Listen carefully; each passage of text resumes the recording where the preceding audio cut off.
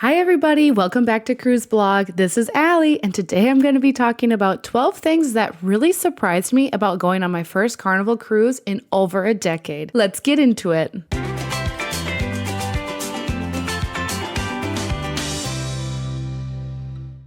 When it comes to travel, I've slowly become very loyal to certain brands. As someone who loves to cruise and travel the world, I'd rather spend my money with companies that have earned my loyalty and continue to provide positive experiences. I've learned the hard way that you normally get what you pay for. Back in college, I didn't care about the airline or the cruise line that I traveled with, as long as I was doing everything as cheap as possible. One spring break, my husband and I cruised with Carnival Cruise Line because it was the cheapest sailing that we could find. This was on the old Carnival Fantasy, but we had a great time regardless of the price we paid. But these days, I prefer to fly with Delta Airlines and cruise with Royal Caribbean, even if it costs me more when compared to other companies. I grew up cruising with my family on Royal Caribbean, and this has continued into my adulthood. Until recently, it had been more than a decade since my last Carnival cruise, and more than a decade since my sister had cruised on Carnival. The two of us went on a spring break trip with our parents back in 2010, but that was the last time we were on a Carnival ship together. And because you know that I love snagging a great cruise deal, I was on the hunt for a weekend getaway. My sister and I found a cheap, last-minute sailing on board Carnival Ecstasy departing from Mobile, Alabama. Since this was only an hour and a half from my home, and we were free that weekend for a 4-night sailing to Mexico, we decided to go for it. We were so excited to give Carnival another try and see what it has to offer these days. And most importantly, we were curious to see whether the Carnival experience aligns with our current travel style. We've been cruising so long with Royal Caribbean that everything is very familiar and comfortable to us on board. We have our favorite meals in the dining room, our beloved spots in the solarium, and our go-to drinks at the bar. Our expectations were low for this cruise, as Carnival's kind of known for offering these dirt cheap cruise fares.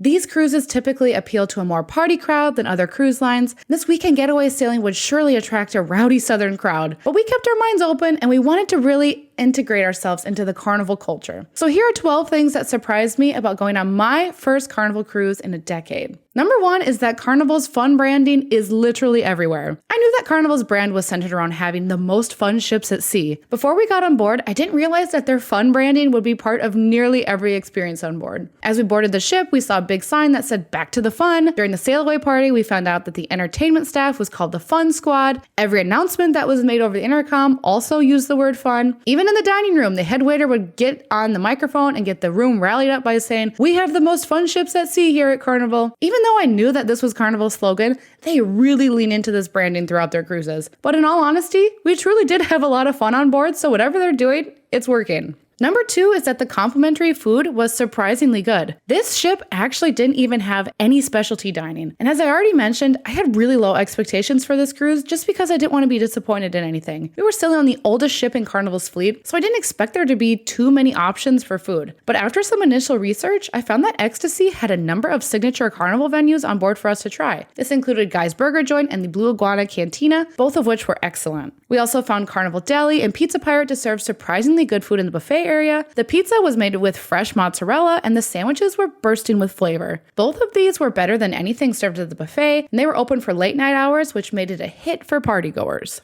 Number three is that the Sea Day brunch blew us away. Along with the last point I made, I never expected anything on Carnival to feel trendy, but the famous Sea Day brunch really did live up to the hype. Everyone on social media was raving about the skillet cake and the French toast, so we knew we had to try these both. And again, they lived up to the hype. The French toast was so good, it may have been the best French toast I've ever had in my whole life. We love that this was complimentary and it was also available until noon on sea days. Other cruise lines seemed to end their breakfast a little earlier, but having that time buffer let us sleep in comfortably knowing that we wouldn't miss out on the brunch. Number four was that the cruise director made way too many announcements. This one surprised me in a bad way, unfortunately. Carnival really prides itself on having the most fun ships at sea, as we already went over, but I really didn't expect them to make non-stop announcements during the cruise. Our first morning was a sea day, and the announcements started promptly at 8 a.m. I realized this could have just been maybe our cruise director or our specific sailing, but because we were sailing on an older ship, the walls were really thin, and we could hear everything really easily. But I really don't want to be encouraged to stay up late, having fun at all these activities, just to be woken up early to hear about the art auction or bingo. And mind you, I also sleep with white noise, and I could still hear the announcements being made. I thought maybe this would change throughout the voyage, but it really didn't. There were announcements made at all hours of the day.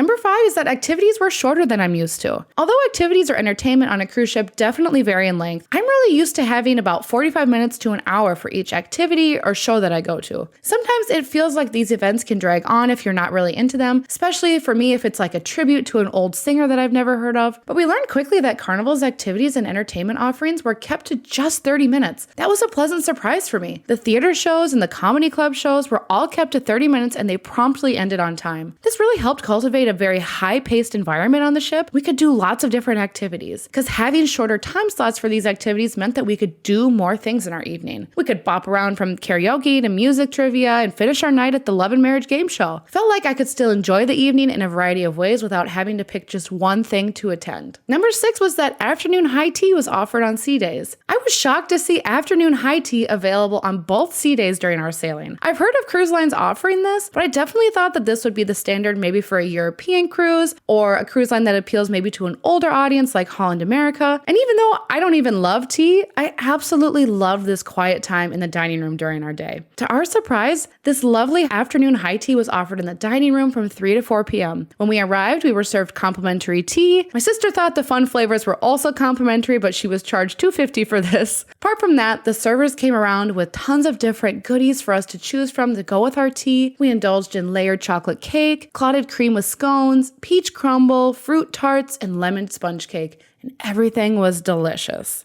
Number 7 was that activities were catered to a younger demographic. Although Carnival brands itself as having the most fun ships at sea, the cruise line inevitably appeals to families as well. In fact, we heard many times that Carnival considers itself to be the most family-friendly cruise line as well. And in this way, I wasn't really sure what to expect in terms of activities and entertainment, but I was really pleased to see that the activities were geared towards a younger demographic and really appealed to us. I really appreciated the variety of entertainment available. Each night there was a comedy show that had both a family-friendly segment and an adults-only segment. We loved going to music trivia because they played songs that we actually knew. And other activity topics included Harry Potter and Friends trivia. We also saw The Office trivia was offered. So these are certainly geared more towards our age versus other cruise lines that do 60s trivia, name that 70s tune. Number 8 is the internet on board was fast and reliable. When you go cruising, the internet on board can definitely be hit or miss. Depending on how many people are on board using the internet, it can be really frustrating when you need to connect and you aren't able to. Sometimes the internet speed on a cruise ship can be lightning fast, and other times it can feel like you're back in the 1990s. Since we were cruising on a super old ship, I was hesitant about whether I could rely on the internet on board, especially because I needed to get a few things done for work. I found that newer ships seem to have better service that's more reliable, while the older ships tend to have slower speeds. But to my surprise, this internet service on Carnival Ecstasy was maybe the best that I've experienced. I was able to FaceTime without trouble, upload pictures to my daily blogs without having to resize, and I was able to get some work done when I needed. Perhaps this was just a one-off thing because of our specific sailing, but I have nothing to complain about with the onboard internet. Number 9 was that I enjoyed eating dinner with strangers every night. Eating with strangers in the dining room can be hit or miss when you cruise. On a recent Royal Caribbean weekend cruise, my sister and I were assigned a table with couples that were all close to our grandparents' age, so we opted just to ask for a separate table so we could eat by ourselves and just enjoy dinner, the two of us. I'm not always in the mood to sit with strangers, although I'm very social and I love meeting new people. But for example, when I'm sailing with my husband and we just want to have quality time together, it's really nice just to have a two-person table that we can focus on each other.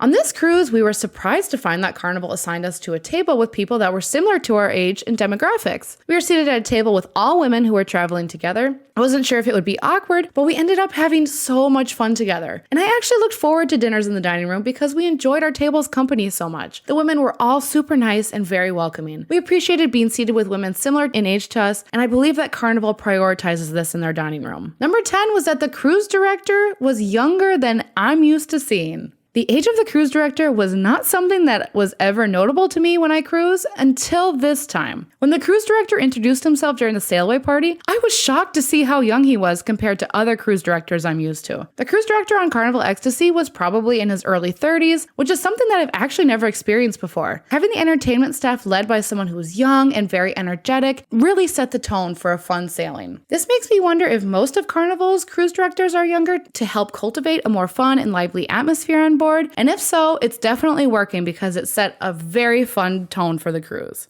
Number 11 was that everything was very casual on board. Normally when I cruise, I spend a little extra time each night to look presentable at dinner. I pack outfits that are specifically worn for each evening on board, like little sundresses and some cute heels. And although it feels like there's this general consensus and shift towards being more casual on board cruise ships, I was surprised to see just how casual everybody dressed every evening on this cruise. Most of the people at dinner were wearing shorts and tank tops. Some people even came to dinner in their bikinis with a cover-up. And on the last night, I didn't even bother putting on makeup or changing for dinner. I wore a little athletic dress with my sandals and I called it good. I didn't worry about what I was wearing and what people might think of me. While I would probably not wear this on a Royal Caribbean cruise, it was kind of nice just to have a very casual atmosphere on board, not focusing so much on what I needed to wear every single night.